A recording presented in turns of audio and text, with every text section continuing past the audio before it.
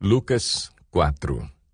Jesus, cheio do Espírito Santo, voltou do Jordão e foi levado pelo Espírito ao deserto, onde, durante 40 dias, foi tentado pelo diabo.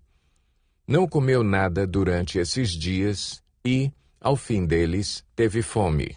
O diabo lhe disse: "Se és o Filho de Deus, manda esta pedra transformar-se em pão."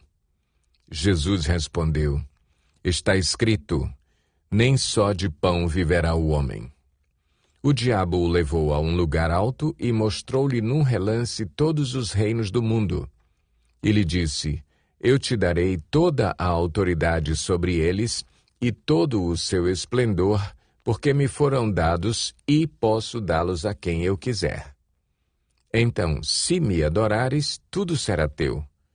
Jesus respondeu: "Está escrito, adore o Senhor, o seu Deus, e só a Ele preste culto." O diabo o levou a Jerusalém, colocou-o na parte mais alta do templo e lhe disse: "Se és o Filho de Deus, joga-te daqui para baixo, pois está escrito, Ele dará ordens a seus anjos a seu respeito para o guardarem. Com as mãos eles o segurarão, para que você não tropece em alguma pedra." Jesus respondeu: "Dito está, não ponha à prova o Senhor, o seu Deus." Tendo terminado todas essas tentações, o diabo o deixou até ocasião oportuna. Jesus voltou para a Galiléia no poder do Espírito, e por toda aquela região se espalhou a sua fama. Ensinava nas sinagogas e todos o elogiavam. Ele foi a Nazaré, onde havia sido criado, e no dia de sábado entrou na sinagoga, como era seu costume, e levantou-se para ler. Foi-lhe entregue o livro do profeta Isaías. Abriu-o e encontrou o lugar onde está escrito: "O Espírito do Senhor está sobre mim, porque Ele me ungiu para pregar boas novas aos pobres. Ele me enviou para proclamar liberdade aos presos e recuperação da vista aos cegos, para libertar os oprimidos e proclamar o ano da graça do Senhor." Então ele fechou o livro, devolveu-o ao assistente e assentou-se. Na sinagoga todos tinham os olhos fitos nele, e ele começou a dizer-lhes: "Hoje se cumpriu a escritura que vocês acabaram de ouvir." Todos falavam bem dele e estavam admirados com as palavras de graça que saíam de seus lábios. Mas perguntavam: "Não é este o filho de José?"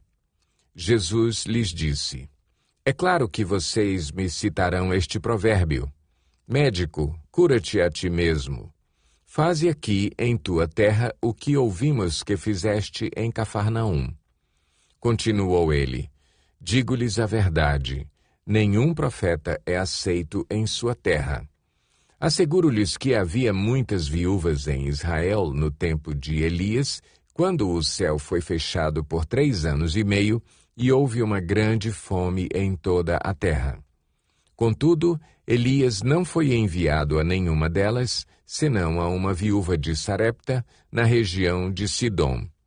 Também havia muitos leprosos em Israel no tempo de Eliseu, o profeta. Todavia, nenhum deles foi purificado, somente Naamã, o sírio." Todos os que estavam na sinagoga ficaram furiosos quando ouviram isso. Levantaram-se, expulsaram-no da cidade e o levaram até o topo da colina sobre a qual fora construída a cidade, a fim de atirá-lo precipício abaixo. Mas Jesus passou por entre eles e retirou-se. Então ele desceu a Cafarnaum, cidade da Galiléia, e, no sábado, começou a ensinar o povo. Todos ficavam maravilhados com o seu ensino, porque falava com autoridade. Na sinagoga havia um homem possesso de um demônio, de um espírito imundo. Ele gritou com toda a força: "Ah, que queres conosco, Jesus de Nazaré? Vieste para nos destruir? Sei quem tu és, o Santo de Deus." Jesus o repreendeu e disse: "Cale-se e saia dele." Então o demônio jogou o homem no chão diante de todos e saiu dele sem o ferir. Todos ficaram admirados e diziam uns aos outros: que palavra é esta? Até aos espíritos imundos ele dá ordens com autoridade e poder, e eles saem. E a sua fama se espalhava por toda a região circunvizinha. Jesus saiu da sinagoga e foi à casa de Simão. A sogra de Simão estava com febre alta e pediram a Jesus que fizesse algo por ela. Estando ele em pé junto dela, inclinou-se e repreendeu a febre que a deixou. Ela se levantou imediatamente e passou a servi-los. Ao pôr do sol, o povo trouxe a Jesus todos os que tinham vários tipos de doenças, e ele os curou, impondo as mãos sobre cada um deles. Além disso, de muitas pessoas saíam demônios gritando: Tu és o Filho de Deus! Ele, porém, os repreendia e não permitia que falassem, porque sabiam que ele era o Cristo. Ao romper do dia, Jesus foi para um lugar solitário. As multidões o procuravam e, quando chegaram até onde ele estava, insistiram que não as deixasse. Mas ele disse: É necessário que eu pregue as boas novas do reino de Deus noutras cidades também, porque para isso fui enviado. E continuava pregando nas sinagogas da Judéia. Lucas 5. Certo dia, Jesus estava perto do lago de Genezaré e uma multidão o comprimia de todos os lados para ouvir a palavra de Deus. Viu à beira do lago 2 barcos deixados ali pelos pescadores que estavam lavando as suas redes. Entrou num dos barcos, o que pertencia a Simão, e pediu-lhe que o afastasse um pouco da praia. Então sentou-se e do barco ensinava o povo. Tendo acabado de falar, disse a Simão: Vá para onde as águas são mais fundas, e a todos lancem as redes para a pesca. Simão respondeu: Mestre, esforçamo-nos a noite inteira e não pegamos nada, mas porque és tu quem está dizendo isto, vou lançar as redes. Quando o fizeram, pegaram tal quantidade de peixes que as redes começaram a rasgar-se. Então fizeram sinais a seus companheiros no outro barco para que viessem ajudá-los. E eles vieram e encheram ambos os barcos ao ponto de começarem a afundar. Quando Simão Pedro viu isso, prostrou-se aos pés de Jesus e disse: Afasta-te de mim, Senhor, porque sou um homem pecador. Pois ele e todos os seus companheiros estavam perplexos com a pesca que haviam feito, como também Tiago e João, os filhos de Zebedeu, sócios de Simão. Jesus disse a Simão: Não tenha medo, de agora em diante você será pescador de homens. Eles então arrastaram seus barcos para a praia, deixaram tudo e o seguiram. Estando Jesus numa das cidades, passou um homem coberto de lepra. Quando viu Jesus, prostrou-se, rosto em terra, e rogou-lhe: Se quiseres, podes purificar-me. Jesus estendeu a mão e tocou nele, dizendo: Quero, seja purificado. E imediatamente a lepra o deixou. Então Jesus lhe ordenou: Não conte isso a ninguém, mas vá mostrar-se ao sacerdote e ofereça pela sua purificação os sacrifícios que Moisés ordenou, para que sirva de testemunho. Todavia, as notícias a respeito dele se espalhavam ainda mais, de forma que as multidões vinham para ouvi-lo e para serem curadas de suas doenças. Mas Jesus retirava-se para lugares solitários e orava. Certo dia, quando ele ensinava, estavam sentados ali fariseus e mestres da lei, procedentes de todos os povoados da Galiléia, da Judéia e de Jerusalém. E o poder do Senhor estava com ele para curar os doentes. Vieram alguns homens trazendo um paralítico numa maca e tentaram fazê-lo entrar na casa para colocá-lo diante de Jesus.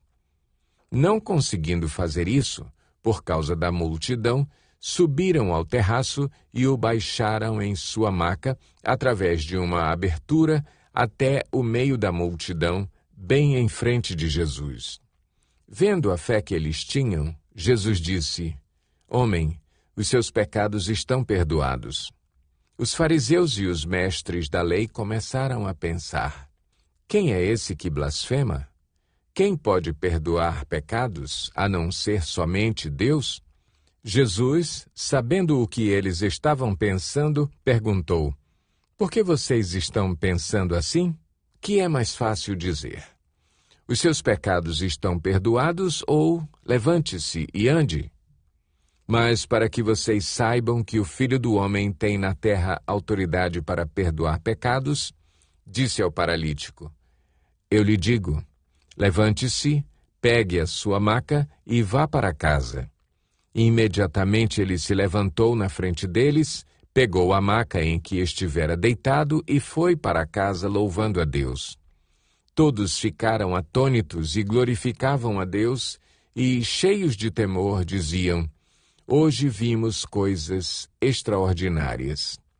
Depois disso, Jesus saiu e viu um publicano chamado Levi sentado na coletoria e disse-lhe: Siga-me. Levi levantou-se, deixou tudo e o seguiu. Então Levi ofereceu um grande banquete a Jesus em sua casa. Havia muita gente comendo com eles, publicanos e outras pessoas. Mas os fariseus e aqueles mestres da lei que eram da mesma facção queixaram-se aos discípulos de Jesus. Por que vocês comem e bebem com publicanos e pecadores?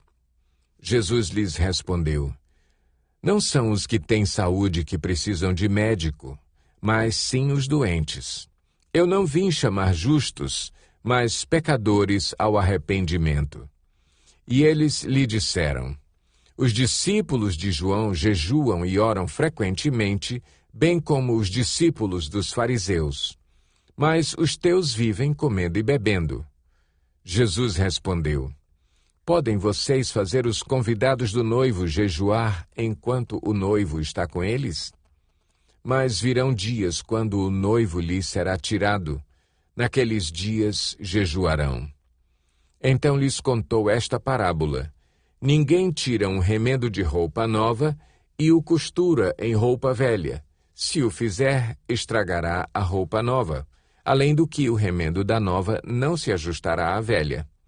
E ninguém põe vinho novo em vasilhas de couro velha. Se o fizer, o vinho novo rebentará a vasilha, se derramará e a vasilha se estragará.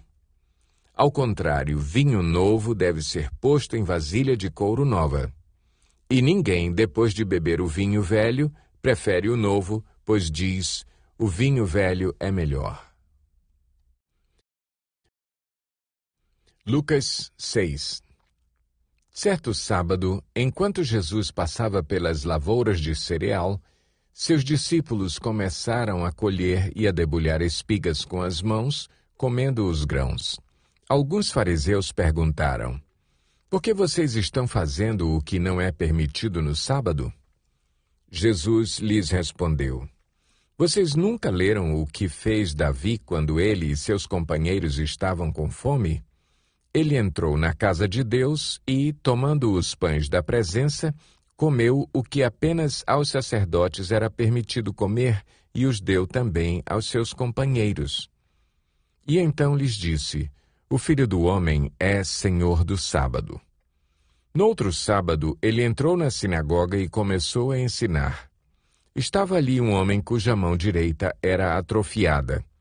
Os fariseus e os mestres da lei estavam procurando um motivo para acusar Jesus.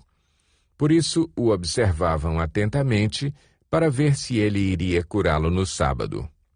Mas Jesus sabia o que eles estavam pensando e disse ao homem da mão atrofiada: Levante-se e venha para o meio.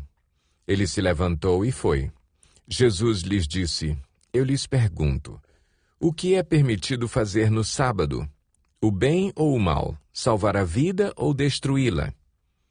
Então olhou para todos os que estavam à sua volta e disse ao homem: Estenda a mão.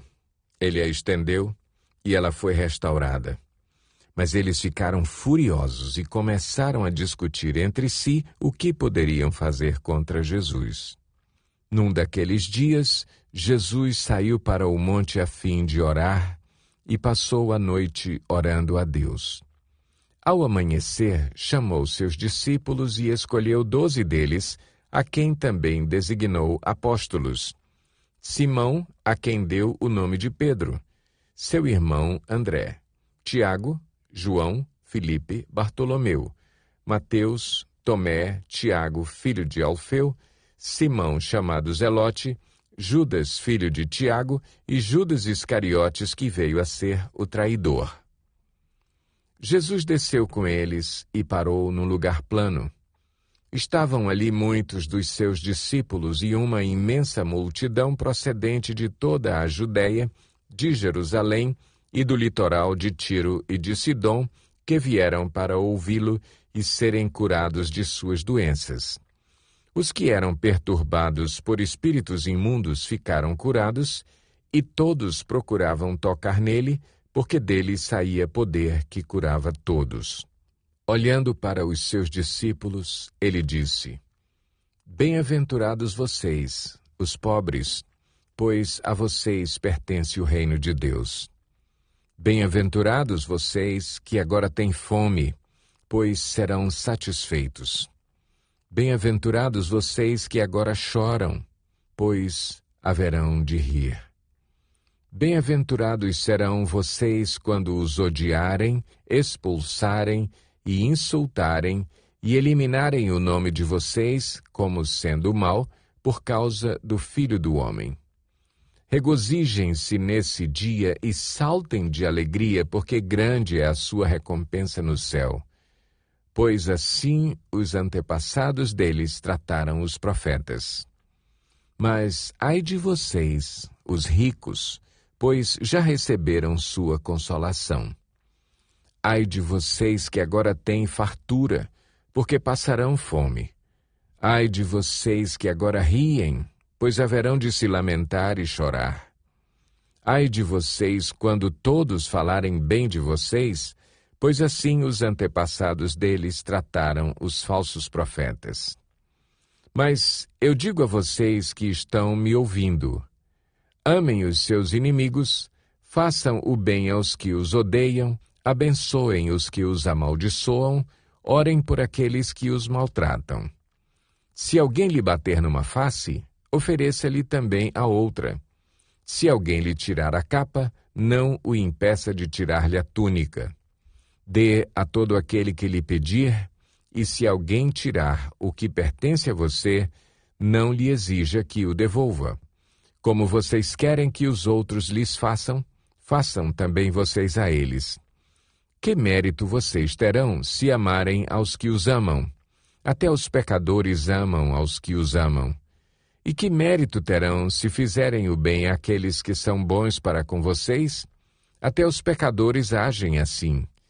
E que mérito terão se emprestarem a pessoas de quem esperam devolução? Até os pecadores emprestam a pecadores, esperando receber devolução integral. Amem, porém, os seus inimigos, façam-lhes o bem e emprestem a eles sem esperar receber nada de volta. Então, a recompensa que terão será grande e vocês serão filhos do Altíssimo, porque Ele é bondoso para com os ingratos e maus.